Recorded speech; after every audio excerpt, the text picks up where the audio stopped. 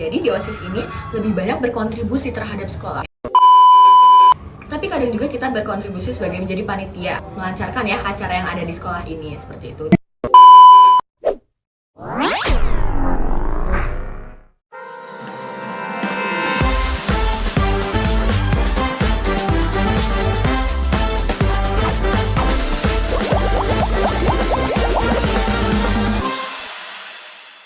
Ngobrol santai, isi penuh makna. Halo Sobat Kesmadu, kembali lagi pada podcast kali ini di podcast Esmadu. Hari ini, buat yang belum kenal atau yang udah kenal, perkenalkan nama saya Aprilia Melati Nugraha atau kalian biasa panggil Amel. Mungkin udah pernah ngeliat aku di episode-episode sebelumnya menjadi host bareng Teteh yang di depan ini. Iya nih Teh, biasanya kita nge-host bareng ya. Betul, aku berhasil menculik partner aku yang biasanya dia di samping aku bertanya-tanya sama narasumber bareng. Sekarang dia malah ada di depan aku yang jadi narasumbernya. Iya. Kira-kira Teteh di sini mau ngapain sih di podcast ini yang bakal aku tanyain beberapa pertanyaan-pertanyaan yang mungkin bakal menginspirasi sobat-sobat Kesmadu yang ada di luaran sana yang lagi nonton video ini. Boleh dong Teh, perkenalkan nama Teteh, mungkin yang buat yang belum tahu nih sobat Kesmadu, boleh Teh silahkan. Oke, halo hai Sobat Esmadu. Kali ini bersama aku Naira. Siapa nih yang udah kenal mungkin ya Teh, yang biasanya udah sering nonton podcast, hafal ya sama kita berdua ya. Hafal harusnya. Iya, Selain jadi- dari kita berdua, teman-teman kita yang lain juga ada pastinya. Tapi yang paling hafal di episode terakhir ya Teh, Iya. kita berdua yang jadi Hostnya. Sekarang aku mau nanya Teteh beberapa pertanyaan. Teteh sebelum itu moodnya baik gak nih buat pagi ini? Alhamdulillah baik Teh. Alhamdulillah ya, berarti pertanyaan singkat ya, cuman 4 pertanyaan dan 1 mungkin motivasi buat Sobat Kesmadu. Jadi mau langsung mulai pertanyaannya apa gimana nih? Boleh, langsung aja ya. Langsung mulai ya berarti. Oke, pertanyaan pertama dari aku nih Teh. Teteh kan di sini, oh iya guys, satu nih kelupaan. Apa tuh? Teteh di sini sebagai apa nih? Iya, iya guys. Buat yang belum tahu, di sini aku bakal ngejelasin organisasi siswa intrasekolah yang ada di sekolah ini. Kebetulan aku menjabat sebagai ketua OSIS.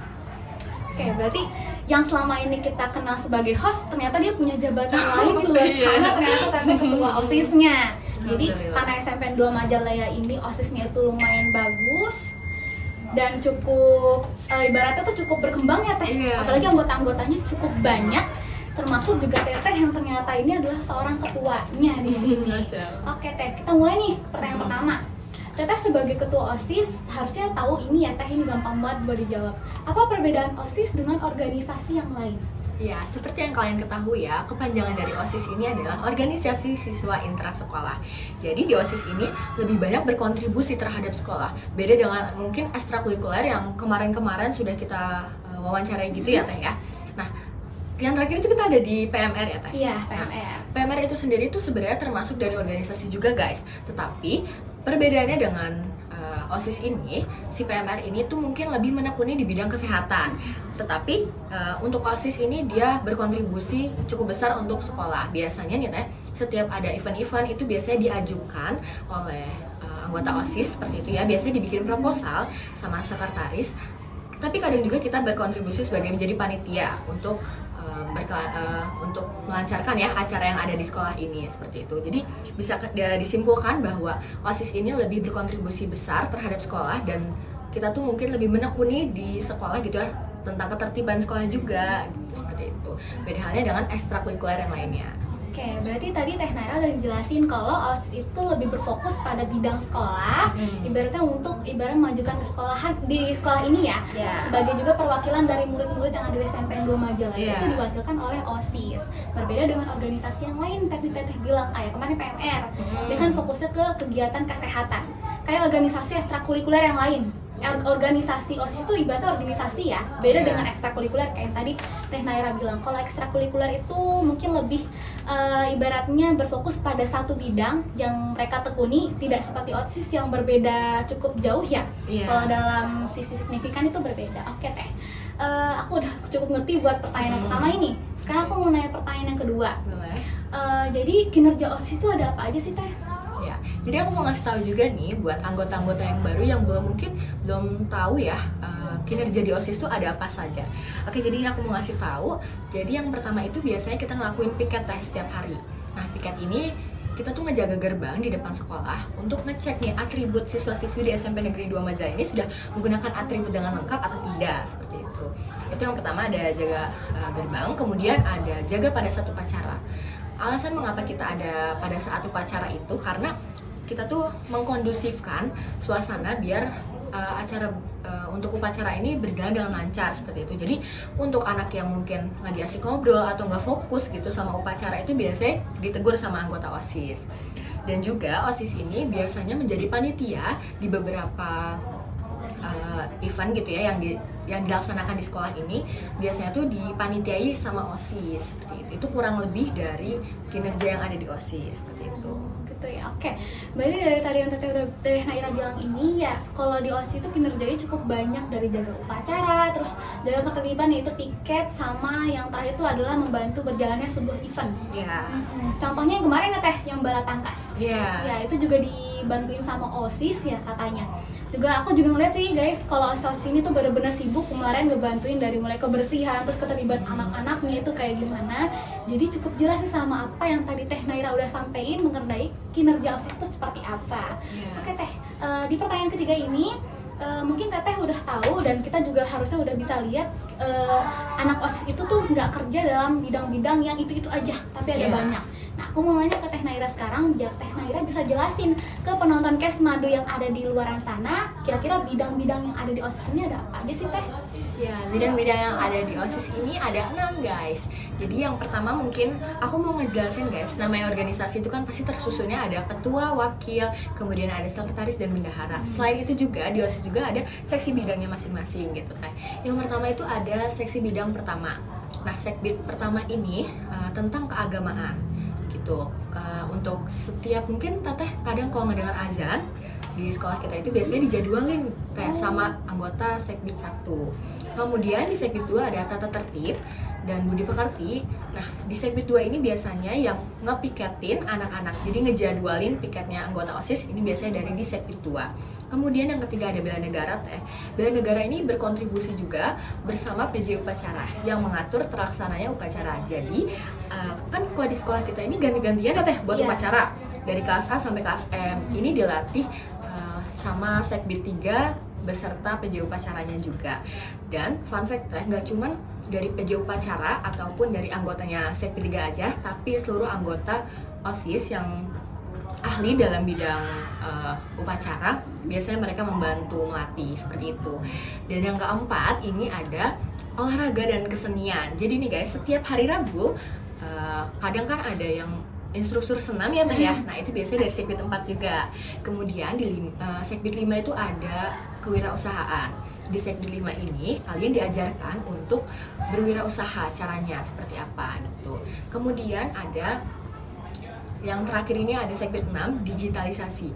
Jadi guys, tanpa kalian ketahui, di sekbid 6 ini nggak cuman hanya foto video pada saat ada berjalannya event, tetapi juga pada saat ada hari-hari besar, butuh poster ataupun materi-materi seperti itu yang diedit itu dari sekbid 6 gitu.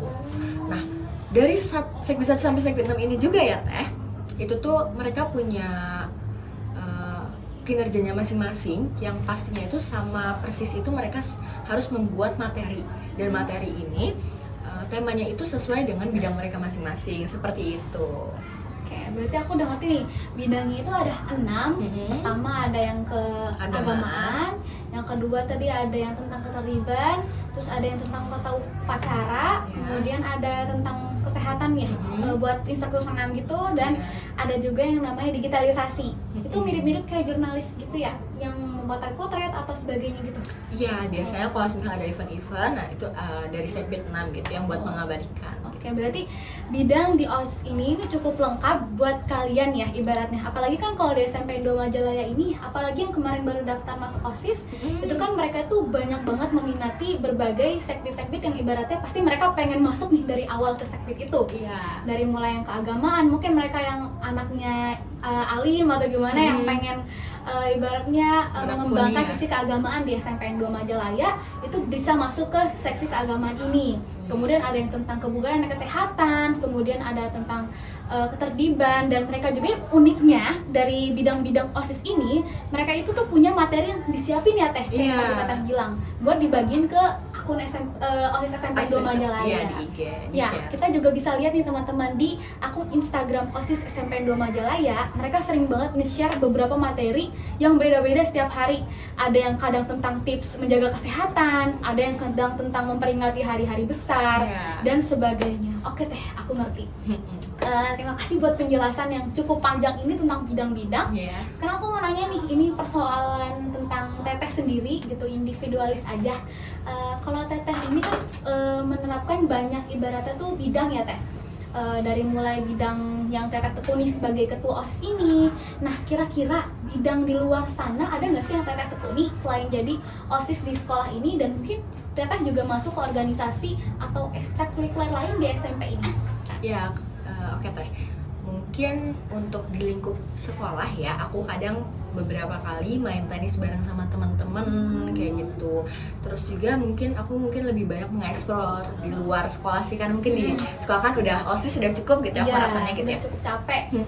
Jadi untuk di luar itu juga aku ngikutin kadang beberapa kegiatan atau event yang dilakuin sama Forum OSIS Jawa Barat. Nah, itu biasanya di situ aku kumpul sama teman-teman yang relasinya mungkin dapat relasi yang cukup luas gitu Teh, karena kan dari sekolah-sekolah lain juga. Nah, terus juga selain itu aku biasanya juga ada kegiatan olahraga tuh, aku biasanya suka panahan. Aku sering panahan gitu. Ih, keren banget. Berarti Teh Naira ini bukan cuman di dalam bidang yang ibaratnya tentang materi-materi di sekolah atau tentang mengembangkan diri di sekolah, tapi di luar sekolah juga iya.